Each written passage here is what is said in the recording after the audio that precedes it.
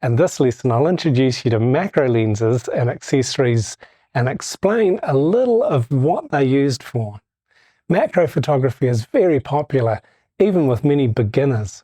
Being able to focus in close, sometimes extremely close, enables you to make photos of a whole other world. As you may have experienced with some of the challenges so far, there are limitations of how close each lens can focus. The main difference with a macro lens is that it's capable of focusing when you're very close to your subject and producing images of a 1:1 ratio or more. These lenses are usually prime lenses of around 50mm, 100mm or 180mm. Some zoom lenses have a macro function, but they do not focus as close or magnify as much as a prime macro lens will. Cameras with small sensors often have the ability to focus closer into the subject, but the level of magnification will be lower than a true macro lens.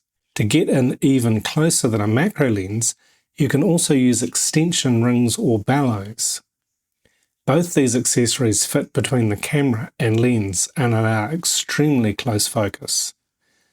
Bellows are more flexible as you can vary the distance the lens is from the camera.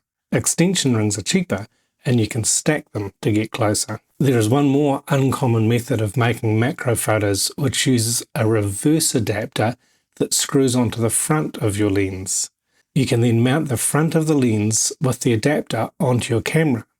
They allow you to focus extremely close but are difficult to use.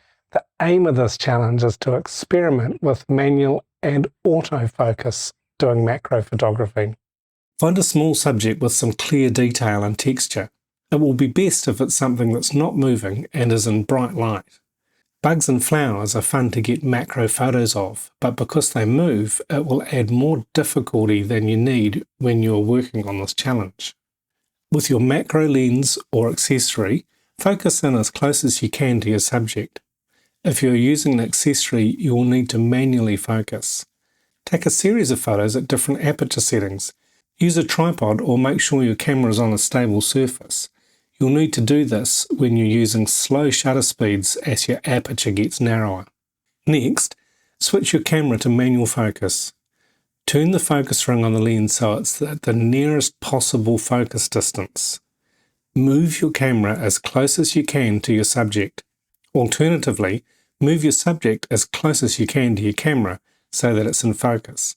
Take some more photos. Make clear notes each time you change your settings about what your observations are. Which do you find easier? The first series of photos where you are focusing the lens on auto, or the second series where you were manually focused to the closest point and then made your photos? I often prefer to switch to manual focus when I'm using my macro lenses. I find it's easier to find the sweet spot for focus just by moving my camera slightly closer or slightly further back from my subject.